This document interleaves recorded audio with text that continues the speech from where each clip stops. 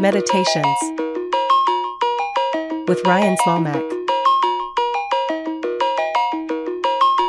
Greetings and welcome to episode 14 of Meditations with Ryan Slomak. I hope you are here in a good headspace, in a good start to your 2024, feeling like January may be behind us, but there's 11 more months this year that you are going to captivate and make awesome. This is a show all about making space for conversation with interesting people. We just want to take a minute and learn from people with interesting skill sets, interesting histories, or just a fun story to tell. Today's episode is with Jenny Johnson, who is a vegan baker out of Rochester, New York.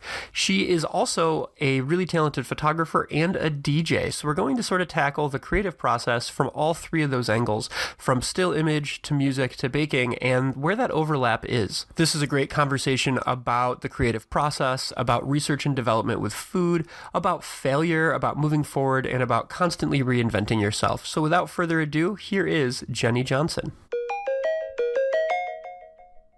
We're gonna have like a really nice conversation about vegan deliciousness and culinary and stuff. But I always want to like kind of just take a step back and like start at sort of like youth and whatnot. And as I was doing research on you, I know that like both of your parents were civil servants. You grew up in Auburn, New York, and that your dad had like a really interesting sort of career trajectory. And as we talk about your interesting career trajectory, I'm really curious about your dad and what he was into and all the different things that he explored early on in his career. Can you tell us a little bit about that? Absolutely. My dad grew up in Manchester, New York, which is very close to Canandaigua, New York. And after that, he went to the University of Buffalo, where after his second semester, he was promptly dismissed for violating academic probation for failing to meet his GPA average.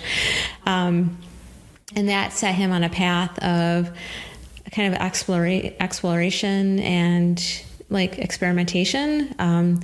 He in that time period, he moved to New York City and he was into music producing for a while. He was really into photography. He was one of many photographers who photographed the war protest in Washington, D.C., and some of his work ended up in Life magazine. He owned and operated a surf shop in Long Island, New York, called the Endless Summer Surf Shop. And then he finally settled back into going back to school, and he went to several different schools. He went to Syracuse University, Utica College, and Cuba Community College, and he got his degree. That's an awesome like trajectory. I mean, I love anything that starts off with so-and-so got kicked out of college and then showed them. Yes, exactly. Yes. And then the other thing that I was just taking a step back is that you started, or at least as I understand, you started your sort of like culinary adventure making stuff with your grandma. I did. My grandmother was very exotic and interesting. She lived in Manchester, New York, and we would go stay with her on weekends, and it was almost like going on an exploration. She was very exuberant and passionate. She had a vegetable garden and a flower garden. She played bridge. She cooked. She baked. She did many other activities. And she was always kind of trying to cultivate within me and my sister the idea of exploring and expanding and learning. She would take us to museums, cultural events, concerts, plays. She would take us out to restaurants. She was the type of person that I would hope everyone would have in their life, that would expose them to many different things and kind of like cultivate that level of curiosity in one's youth. And one of the things that we did together was we baked, and we enjoyed it very much. And then when I moved to Rochester and I transitioned into becoming vegan, I kind of veganized all of her recipes, and that was like kind of the foundation of me getting into vegan baking. That was actually one of the questions that I had is like, We'll get to your sort of like journey of being vegan, but like what sort of recipes did you and grandma make together that you were like, I need to find a new way to like have this in my life? We did a lot of classic recipes. We did like chocolate chip cookies, oatmeal cream pies. We did like chocolate cakes, vanilla cakes, funfetti cakes. We did pies. We did a lot of pies. We did cinnamon rolls. We did, I think that she was open to, I mean, we did a lot of classic recipes, but she was open to having us do anything that we wanted to do. I think one time, like, I remember eating like this donut that had like cherries in it, and I was like, can we make something like this? And we tried, and it didn't work out really well, but like the fact that she was open to letting us try was really great. Was it primarily baking that you guys focused on, or were you guys doing like cooking as well? We were doing cooking as well, but mostly primarily baking. Awesome. So I have like so many, and the other thing, just because like you have such like a varied, awesome history. But before you got into vegan baking, you were like studying photography, and you had an awesome like career in photo. You're giving me a face like, why are we talking about this? But like your interest in the still image, I find fascinating because I think it ties into your baking and the way in which you think about the aesthetic of your work. I would agree with that. Yes. Yeah. So what drew you to photography? Like, where did that passion start up? Well, that was kind of an activity that I did with my dad and my godfather, who owned Seal's Camera Store in Auburn, New York. And I remember the first time I was 8 or 9, and I'd always been in like art and like drawing and painting and other activities. But I think like I remember the first time I started like went out to take pictures, and my godfather was showing me how to load the roll of film into the camera, and he said something to me that kind of stuck with me, which was, there's 36 frames on this roll of film, and you need to kind of think, but not too hard, not think, but not overthink what you're trying to capture in the 36 frames that you're given. And I remember like I shot a roll of film, we went into the dark room, we developed it, and then we made a contact sheet, and he did like the thing with the magnifying glass, and he went, nope, nope, nope, nope, nope. And then he took a red marker and he goes, okay, this one might be good. Nope, nope, nope, nope, nope, nope. All right, this one may be good. And it was very brutal, but it was also a really, because he was showing me like kind of how to think, but not overthink the creative process. And I think that is like something that I try to intrinsically do with everything that I do. And it's sometimes very easy, and sometimes it's very difficult to kind of like tap into like the flow. And so I think with everything I try to do, I just try to channel like the creativity and let it just kind of flow. Interesting. Yes. I feel like there's always those, I don't know, there's like little mantras that sort of like feed into us, like in our creative procedures or like the way we problem solve things, where like, if we can learn those early, or if we can like make them a part of ourselves, we're able to tackle any problem because we're like, oh, it just applies to this theory I learned somewhere else. Exactly. And I there's also another mantra that I kind of like, or experience I take with you. I was 7 or 8 and I was not doing well in school, and it was 100% my fault. I basically had gone on strike. I was not doing the work. I was bored. I don't know what it was. And the teacher was finally said, well, we're going to have to call your parents. And so I remember like sneaking into my parents' room, and I woke up my dad, and I'm like, the teacher's going to call you, and I'm in trouble at school. And he goes, are you doing the best that you can? And I went, no. And he goes, all right. He goes, I'm going to tell you something. He goes, as long as you do the best that you can, I will always be proud of you. And that's just something that kind of like stuck with me like through my whole life. Like I just like, as long as I do the best that I can, that my dad would always be proud of me. And I just kind of like, and that also like, I can be proud of myself. Like as long as I make the most concerted effort or do the best that I can in any situation, then that's the best that I can do. I think it's a good mantra to live with. Now I'm just thinking like, do the best you can with 36 frames. Yes. Exactly. So how did you find your way into veganism? I know that like you and I, we met at a punk show. Like we were at an Earth Crisis show, and I was wearing a T-shirt for Misfit Donuts, one of your previous culinary empires. And somebody literally pulled me out of a crowd and was like, "He's wearing your shirt," and I thought I was being like mugged. And then Jenny and I became really good friends because this awesome baker was standing next to this gentleman who had recognized that I was wearing her swag. But obviously, like in the punk and hardcore space, we were seeing the band Earth Crisis, who's a very prevalent vegan strategy band. But there's so many different avenues to make your way into like plant-based life. And I'm just curious, what was sort of like your entry point? What was your gateway? Well, to be 100% honest here, and I'm trying like that. I always try to be 100% honest. My gateway was the boy that I was dating at the time, because I was already 90% vegetarian and he was vegan, and he's like, "You're already 3/4 of the way there. Let me just kind of and I mean, obviously I was aware of veganism and I had been contemplating or pre-contemplating going vegan, but with him kind of like educating me, guiding me and showing me, like, it just made the transition so much easier. Yeah. What was, so you make that transition, like, what was it like changing that part of your life? Like deciding that you were no longer going to eat, eggs and milk and animal products and was it a significant change? Was it just sort of like, business as usual? It was, I mean, it was not, it was in no way difficult because I was already not really consuming milk or eggs at that point. It was, it wasn't just one day where I woke up and the light switch went off and I went, I'm vegan, like it was, it was, there was a little bit of a transition there,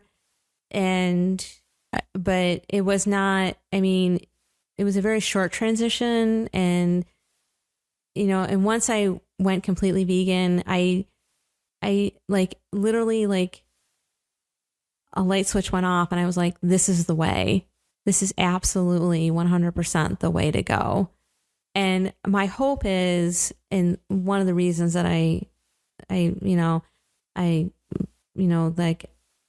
a vegan baker is I kind of want to show people, you can eat all of these delicious treats and there's no harm to any animals in these delicious treats. And, and my hope is ultimately the light switch will go off in everybody's brain and they'll be like, oh yeah, this is the way, this is the path that we need to be going down. It's interesting too, just in the sense that like, I think about like your interest in photography and like that interest in limitation. Like I've got 36 frames. I have this much celluloid. I have these chemicals. I have to like make these photos function. And then like to apply that to baking and that interest in, all right, I've got these ingredients. I'm removing this order of operations and I have to rethink these things. I don't know. It's like a fun creative challenge other than just helping the planet. It's like a cool way to think about cooking. It really is. And one of the absolute favorite things that I enjoy doing is R&D, what I call R&D, research and development. And like, I will look at something and I will be like, I will pull it apart and figure it out. And I'll be like, I know I can make this vegan. I just have to think about it and figure it out and like experiment with the substitutions. And it's like, and allowing myself that space to really kind of like make, when I first start the journey, to make horrible desserts. Like this, it's like with the donuts, like I remember the first couple times I made donuts, like I made the dough and I cut the donut and I proofed it. And this is after I'd done tons of research, like I read a ton of recipes, vegan and non-vegan recipes, and like I had watched YouTube videos and I like read articles and then I was so excited and I put the dough in the fryer and it literally just sank down to the bottom and stuck to the bottom of the fryer. And then after like 5 minutes, it popped back up and it was completely black. And I'm like, yeah, that's not going to work. Like, and like the same thing with the ice cream. When I first started making the ice cream, I was like, the first couple of batches I made, I was just like, this tastes like glue. Like, this literally has the texture of glue.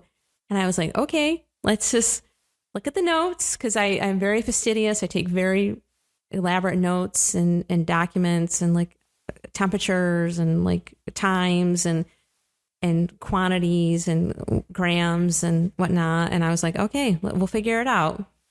I think that's the part of like, I don't know, like we're in this culture right now where like everybody sees everyone doing great things on the internet, right? Like very few people sit there and like post their like, here's how I screwed up today, you know, unless it's like a mimic gag. And then I think that like that's one element of our culture that like I consistently worry about, is just the idea that like, if I'm not good at it at first, I don't have these natural gifts and it's not my thing and I have to move on to the next thing. Whereas like, I don't talk to a single creative who doesn't talk to me about failure.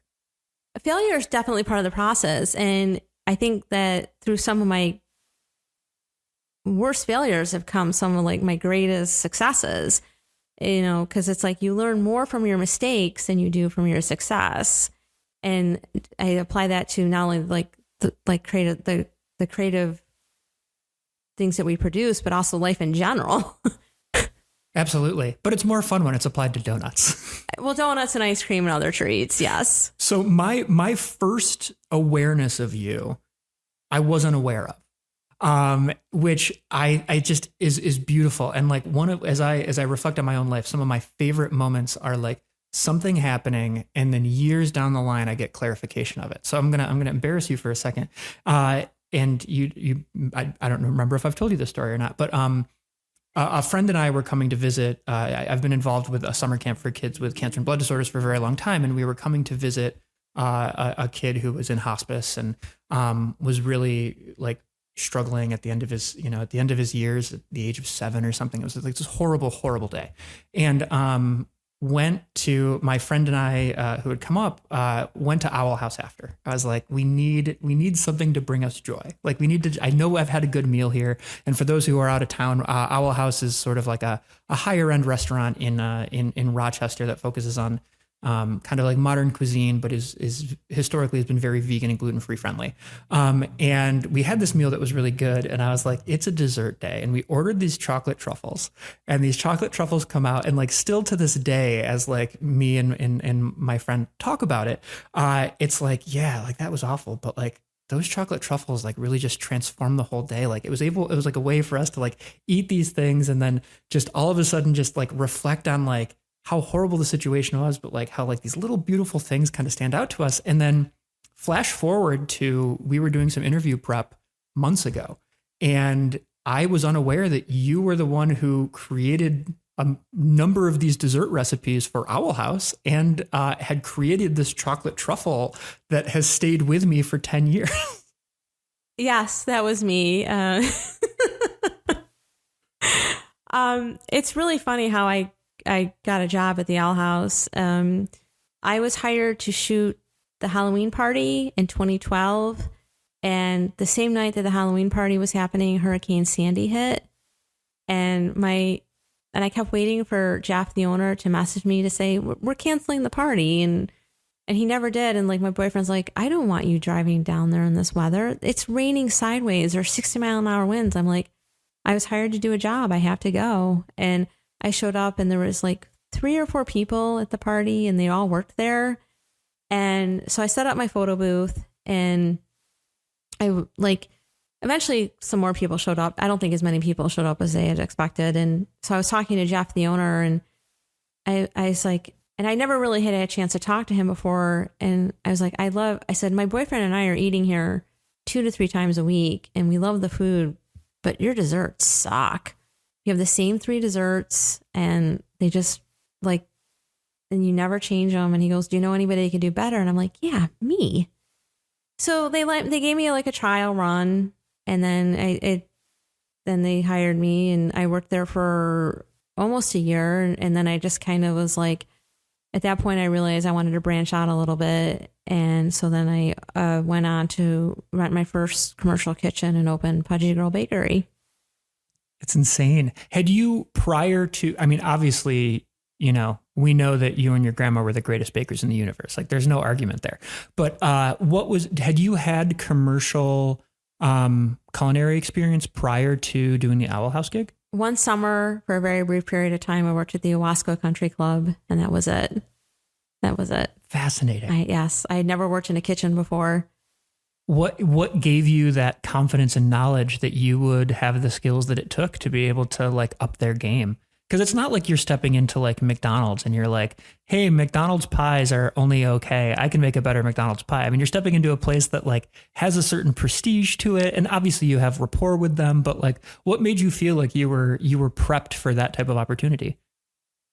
I'm going to chalk it up to just blind arrogance, or like, I just knew that one of the things kind of that clued me into that I was onto something was my last year of RIT, I was taking a food photography class, and at that point I was very broke and I could not afford to go buy beautiful desserts to photograph. So I started making them, but you can't just make one cupcake or one cookie or, you know, so I would make several, like a batch, and I would bring them to class and I would share them with my classmates. And they were like, this is delicious. And I went, it's vegan. And it became like a thing where they were like, what'd you bring this week? You know, like what kind of deliciousness did you bring this week?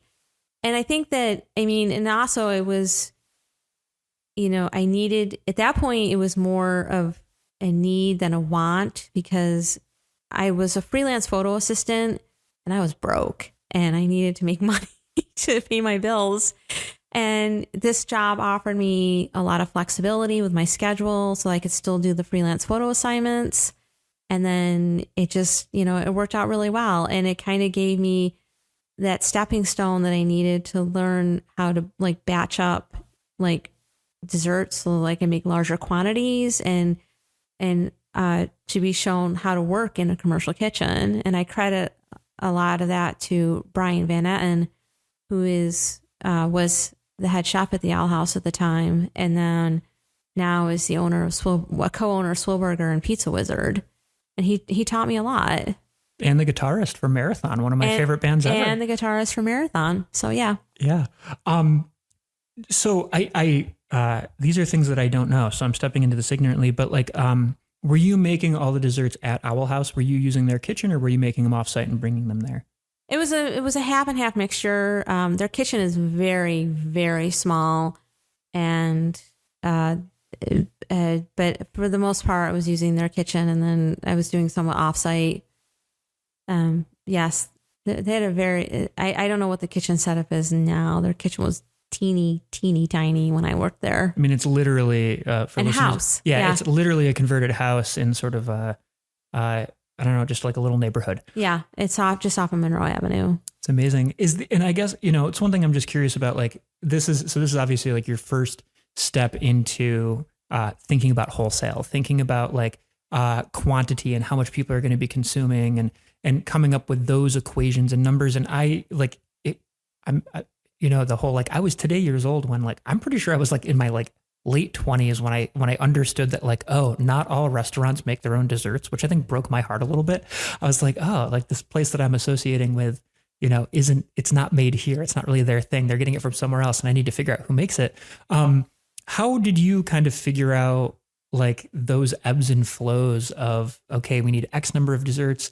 We need this variety, you know, these are going to be our busier months. Like, how did you figure those things out? That was an education that was given by Brian and Megan and Jay and the other people that worked there.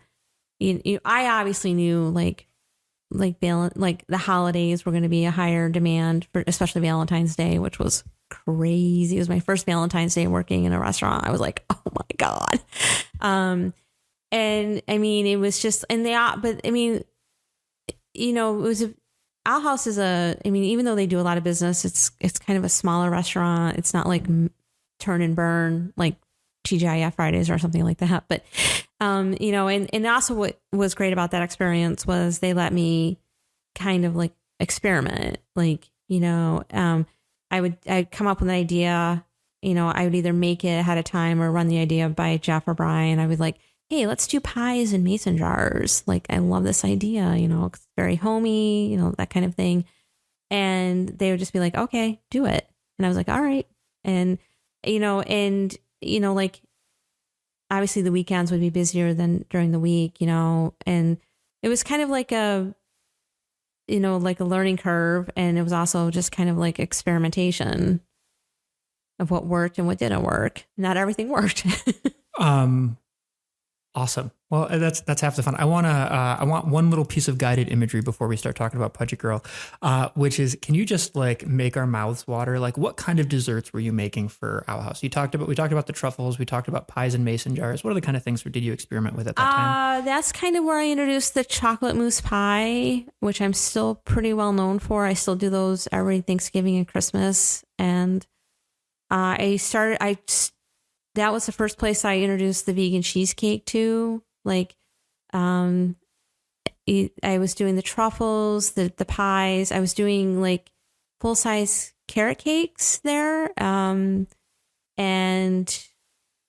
peanut butter chocolate brownies I was doing there. And I think that was the first time that I introduced my pumpkin pie. So yeah. Lots of pies. Lots of cookies. I didn't do much cookies there.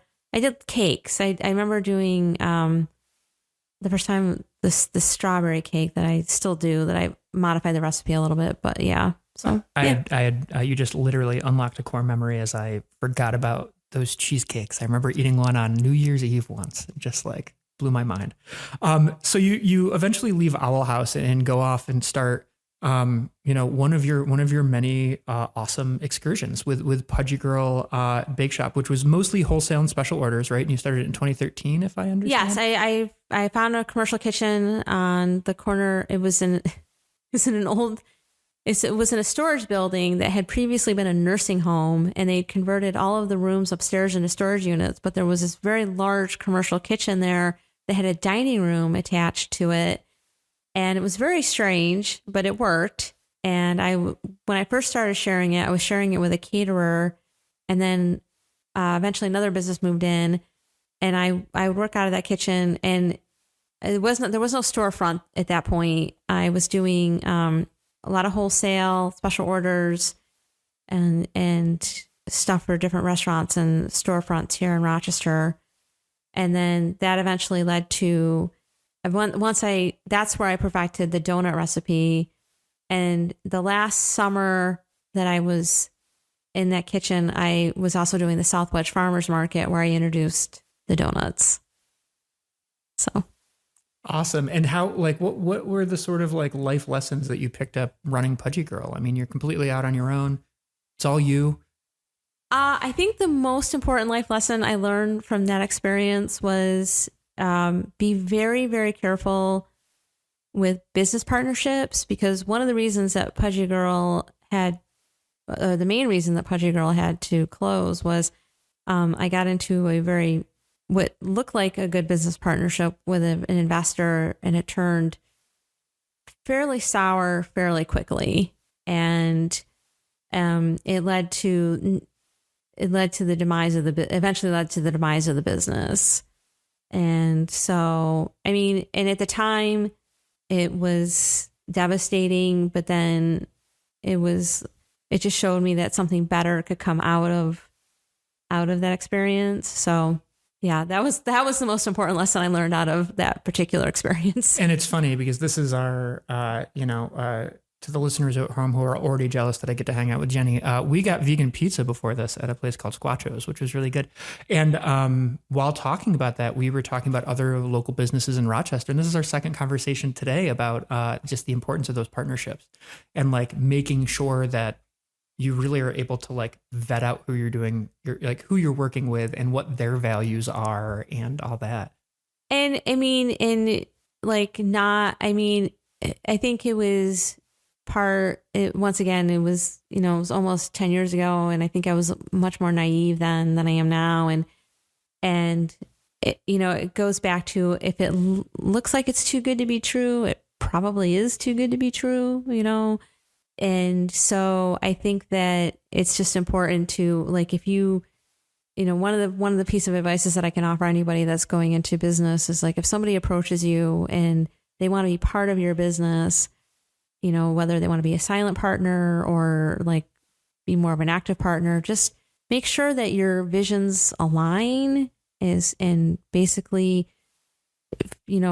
have many, many discussions, not just one or two discussions about that, and really kind of, like, as you said, vet them carefully, and talk to other people that they've been involved with if you can, and just tread lightly until you are 100% sure that this person is going to be a positive influence and not a negative influence on your life. Absolutely. And it's hard, the term vision is something that I think a lot of people struggle with. We're like, no, I'm just going to open a vegan donut shop. And that, sure, that is what one can do, but there's so many other elements, like what kind of vegan donuts are you making? What's the, what's this, what's that? And I think that oftentimes in those sort of like partnerships, it's just so focused on like, oh, the money works, or we have the space and the resources we need, not necessarily that like both of us are traveling in the same direction at the same time at the same speed. Exactly. And I think another piece of really great advice that I got from a photographer, his name is Kurt Brownell, that I worked for.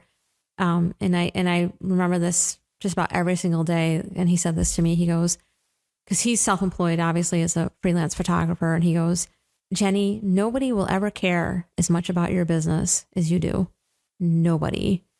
He goes, because it's not their business, it's yours.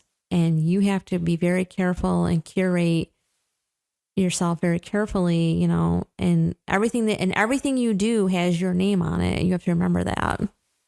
Yes. A million times yes. I think that like that's one. And the other thing too is if you are running a business or you're doing something and you don't care about it as much as other people, that's its own set of problems too. Exactly. Yeah. Great. I didn't expect business 101 here, Jenny. I'm already reflecting on how to run mine. So Pudgy Girl, you move on from that, you end that partnership. And then you jump into Misfit Donuts, aggressively artisanal as you're quoted as being, which, for people who have not heard of Misfit Donuts, it was started off on Upper Monroe. Yes, right? We were in Upper Monroe near Cobsville Park. Yeah, and it was yeast raised brioche style donuts is what sort of kicked off at. Tell us about your like donut journey. Like, how did Misfits come to be Misfits? Well, I love eating donuts and and I was like, I need to make myself a donut. And going back a little bit to Pudgy Girl, I remember the day that I had been working on it. And I finally think I'd gotten the recipe, and I texted or Facebook messaged like 8 of my friends. And I was like, hey, do you guys want to come to my kitchen and try some donuts? And like they did, like 8 of them descended on the kitchen in like land record speed. And they came in, and like, I remember a friend of mine, she had like really long hair, and she's like, I just want to be alone with this donut. And, but I mean, so I love, and I love making donuts. And I also love pop culture. Like I am like the biggest pop culture geek, or one of the biggest I know I'm sitting here with another pop culture geek. And so like, I wanted to have fun with like the donuts, giving them cute names and like reinterpreting like the Darth Vader and the Cookie Monster and Princess Leia, the Yoda. We did like one weekend, we did a Marvel theme, so it was a lot of work. It was a lot of fun. What was like, how do I say this? Like, cause that you could write a book just about running Misfits Donuts. I mean, the amount of like crazy things that happened in regards to like running that, but like how we talked a little bit earlier about like making the dough and then popping it in the fryer and then getting like, a new chunk of coal for Christmas, essentially. Like, How did you like run that sort of research and development component of donut testing? Because it's like instead of something where like previously you'd kind of like we're doing all desserts and now we're doing bakery items wholesale. Now you're getting to a point where like you're really like honing in and you're doing something that's like very specific. Like how did you jump into that trial and error system? Well, I mean, once again, it was just a ton of research. I went online, and for me personally, I don't know if this applies to anybody else, but because there was a ton of vegan donut recipes out there, but I was like, this isn't quite it. So I started looking at like regular, like quote unquote omni recipes. And I started once again, just like pulling it apart and figuring out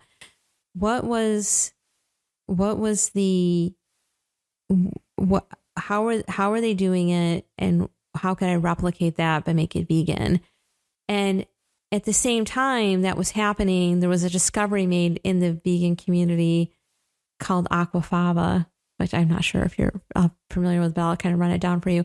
Somebody somewhere along the way, I think in 2015, discovered that if you take 3 like chickpea liquid, which is when you take a can of chickpeas and you like open it up and you usually pour it out, has the same identical quantity, like qualities as eggs, like egg whites. And so I was like, this is something here. And I was like, all right, I need to start using aquafaba and the recipe as an egg binder. And so that was a breakthrough for me at that point. And so I just remember like I had at one point 20 pounds of chickpeas in my kitchen. And I like put a message out to Facebook to like on the Rochester vegan group, if you want chickpeas, bring your containers and come to the kitchen at Pudgy Girl Bakery. And like people just came and took like 10 pounds, like 5 or 10 pounds of chickpeas. And then I actually worked out an arrangement with Andrea, the owner of the Fern, where she would like start saving me chickpea juice because they go through a lot of chickpeas there. And even to this day, that's where I get my aquafaba from, is Andrea at the Fern. And so, but that was kind of like the ignition point at that point. Yeah, and for those unfamiliar, Red Fern is an awesome vegan restaurant in Rochester that is just I don't even know how to describe it. They're fantastic. They're all American comfort food. And Andrea, they just celebrated their 10-year anniversary, and Andrea is a fantastic person. She's one of my favorite people in the entire world. Well, it's one thing I'm curious about. I was debating asking this later, but I think this might be a good moment, is that like the inherent partnerships that you develop with people. Like we talked about the bad partnerships, right? But like, Andrea at Red Fern, or, just in general, like, hey, there's the Rochester vegan community or whatever. Like, how have those relationships or those feedback loops sort of like benefited you as a baker? It's not only benefited me as a baker, but just is just an overall experience living here in Rochester. I really feel that, it's important to cultivate a sense of community, and I really love the fact that, I can bounce ideas, problems, and issues off of Andrea, the owner of the Fern, and Rob, the owner of Grassfed, because I think it's just when you own a food establishment, there's a certain level of stress that I don't think people necessarily, I think they kind of have a surface understanding of, but not like a visceral understanding of. And I think that just being able to like talk to somebody who's in the same exact boat as you are, it's an amazing stress reliever, like collaborative partnerships that just really kind of help in so many different ways. Yeah, I think there's always this idea that like some people think that like vegan food is a niche business, right? Like that if you're, if I'm going to be the vegan dessert people in Rochester, there can be no other vegan dessert people in Rochester. Like, and that's not how these communities function. That's not how money gets spent. Like when people are able to like help rise the tide for everybody, it benefits the whole community and it helps putting everybody else on the map. And that's exactly how I feel. And that's exactly how Andrea feels, and Rob, and like, there's so many other people here. I think that, it's not, you can't be an island in the sea completely alone. There has to be like collaboration, communication, like just be willing to talk to people and let people in, because it's, to be a business owner is very stressful, and to be able, as I said before, to kind of like to reach out and talk to somebody about whatever like issue, problem, or even idea that you have is just a fantastic resource. It's a game changer. It really is. It's like 100% game changer. And I value, like, I think that one of the things that I love most about living here in Rochester is just the relationships that I have built with the people in the community, not just the vegan community, the community in general, but especially the vegan community. That's awesome. So with Misfit Donuts, I'm debating whether we should talk about trials and tribulations. But you had a fire in the business next door. Correct? It was a fire in the building. What happened was I was just finishing the expansion into the space next door. I had gone through a pretty arduous process with the city to get rezoned, which I did not even, once again, I was not even aware that when you expand your space and go from what's called a takeaway restaurant to a sit-down seating restaurant, that it is a very arduous process of going before the zoning committee and getting like a zoning variance and then hiring a contractor and doing the expansion, and the building permits were still open. Like we were just finishing up the expansion, and then March 27th, I had a friend who lived across the street above the shoe repair shop. And all of a sudden, like at 4:30 a.m., my phone just starts going ding, ding, ding, ding, ding, ding, ding. And she goes, and she's messaging me on Facebook Messenger, and she's like sending me pictures, and she's like, your building's on fire. And I was like, oh my God.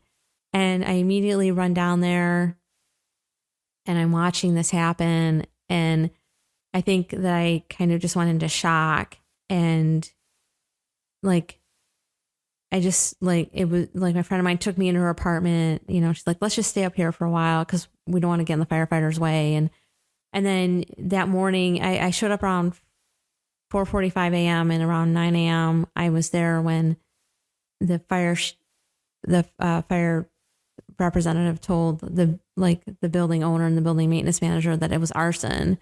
And what happened was there was apartments above the shops, and there had been an incident where this woman had started the fire, and it was surreal. I honestly have never, and I hope to never go through anything like that again. I've never been through anything like that before. And, but once again, the outpouring of love and support that I received from the community was really instrumental in helping me get back on my feet. I mean, it was phenomenal. I never experienced anything like that before either. I mean, people had fundraisers. We had a fundraiser at Photo City, and like several businesses set up to like sell stuff that like gave me the proceeds from, and like all the proceeds and like all these bands came out to play, and it was just fantastic.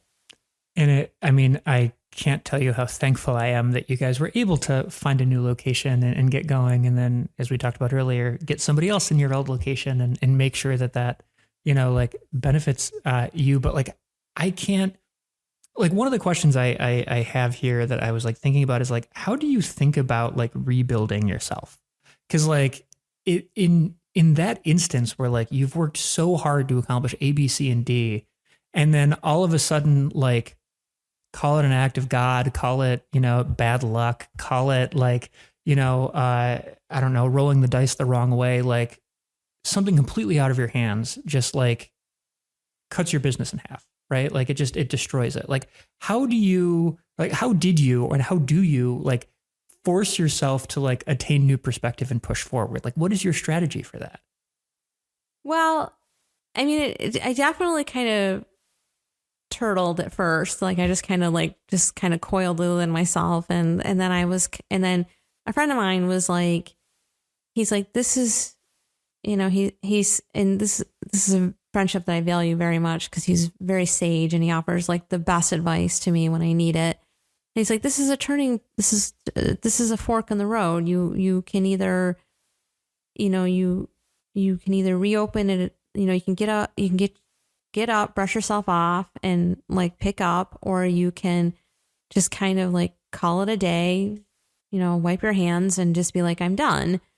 And he's like, but the choice is ultimately yours. And, you kind of like get to pick what you want to do here. You have a little bit of leeway. And I was like, well, I'm not done. I still have more to say. And so let's pick myself up, brush myself off and like move forward. And that's exactly what we did. I admire your way to just be so candid about that. Like, I have more to say is a really powerful statement. Yeah. And was it, not to try to get overly deep, but like, I've got more to say in donuts. I've got more to say as like a business owner. I've got more to say as like self-proving something to the universe. Like, what were you thinking? I think it was just proving myself to the universe, and also just like, just kind of utilizing this form of expression, like I love the fact that I kind of look at what I do now is like I'm expressing the creative voice within me. And I think that that's kind of what it boils down to. It's weird that like when people say that I'm a business owner, because I never liked, like, I think of myself more as a creator than a business owner. And I know that I have to wear the hat of business owner, but I love the fact that I get to be like the creative first and foremost, and then I get to be the business owner. I think that's an important distinction. Yes. So Misfit's Donuts, I just want to say, I also got into the art of making breakfast sandwiches by the end. And I have a very vivid memory of I had to drive to Buffalo to pick up some equipment and was like, I'm stopping and getting a breakfast sandwich and some donuts from Misfit's Donuts. And it's another core memory. So thank you for that core memory. I love breakfast. I mean, I absolutely like, it's my favorite meal of the day. I could eat it morning, noon, and night. I am all about breakfast. And we had done at the old location, and even at the new location, we had the first iteration of the breakfast sandwich, which were on the donuts. And although they were delicious, it wasn't exactly what I wanted. But it was kind of like, once again, going through trial and error, seeing what worked and what didn't work. And then we finally hit on the breakfast sandwich that we ended up doing, or the several different variations of the breakfast sandwich. And it was just kind of like, that's it. Because I think you had like a chicken one, and you had one that was like a spicy with pickles or something like that. We had several. We had the McLovin, which was the Impossible sausage, just egg patty, chow cheese with our homemade garlic aioli. And then we had the McGrass fed, which had the vegan bacon. Then we had the McChicken, and then we had the Nashville hot. That was the one I was thinking of. Yes. So I now want breakfast right now. If someone is listening to this episode at 6 a.m, please go make a vegan breakfast sandwich in our honor. So just two more from me. One is we're going to switch gears entirely, which is we're both pop culture junkies. I also can't articulate, so let's try that again. We're both pop culture junkies, and you have now started your own radio show. You're on WAYO Rochester 104.3, doing a lo-fi radio show where you're playing soundtracks. And I'm just really curious about your sort of, obviously we're in the podcast medium right now. Like, what got you interested in doing radio? And then tell us a little bit about your soundtrack show. Well, I've been a huge, huge fan of WAYO ever since they started here in Rochester, and I was a supporter of them. I was an underwriter of theirs when I first opened my shop, my original location at Misfit Donuts and Treats. I've always been fascinated by radio, but I've always I love the the soundtracks can always bring you back to the experience of watching the movie again, and you can kind of relive it by listening to the soundtrack. And I love that connection. And so I during the show, I talk about the movie, the release date, the director, the plot, like the actors, and I try to talk about like how it influenced me a little bit. So yeah. I just also think it's cool because the soundtrack the medium of the soundtrack is something that I don't think is appreciated as much as it should be. And just there's so many like awesome B-sides and like just like hidden features to like these things that truly move us emotionally that we just don't pay attention to. I agree. And also I like the idea of kind of exploring how a soundtrack really kind of like almost sets the tone in a way, like not the entire tone, but like partially contributes to the tone of the movie. Because if you think about like if that particular music wasn't in that movie, how would that movie be different or perceived differently?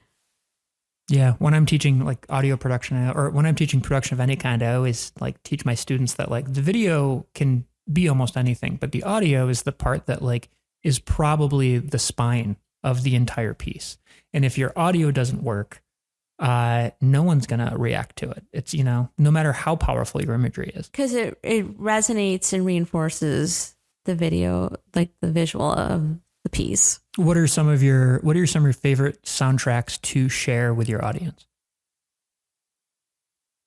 Oh, there's just so many. There's so many. I have a list, like a running list of like soundtracks that I want to play, but I think that, like I was really a huge fan of like the Good Will Hunting soundtrack, which had Elliott Smith on. It was featured Elliott Smith pretty heavily.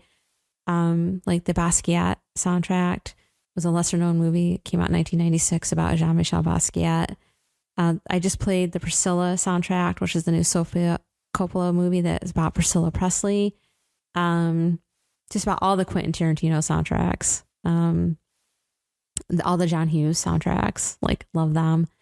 And like there's like I like gravitate towards lesser known indie movies, like the movie Chef that had Jon Favreau. I love that soundtrack so much. That soundtrack made that movie 100%. Yeah. And it's about food. And it's about food. I love that movie for so many different reasons. Oh, it's so good. The scene where he's giving his son a knife. It's like this like kind of gesture of demonstrating that like you're ready for this responsibility and I'm ready to share this part of my life with you. I just makes me giddy. Yeah, and like that scene where he pulls his son out of like the food truck because like his son's like the son burned the sandwich and he's like, I may not be good at many things, but I'm good at this and I want to share this with you. And that just resonated with me so much. Love it. And I always want to just make space for you to bring up anything we didn't talk about. Is there any sort of topics or ideas or anything that we haven't covered in this conversation that you want to put out there? Well, I think we covered a lot. We did. I think we did a good job of restraining our pop culture junkiness today. Exactly. Well, Jenny, thanks so much for being on the show. It was a pleasure. Well, thank you so much. This was so much fun. I really hope you enjoyed that interview with Jenny Johnson and found it as insightful as I did. I feel like every time I talk to her, I learn something new about the creative process, and it really just gets me excited. If you are interested in following Jenny, I strongly encourage you to tune in to WAYO and listen to the killer soundtracks that she makes available to everybody.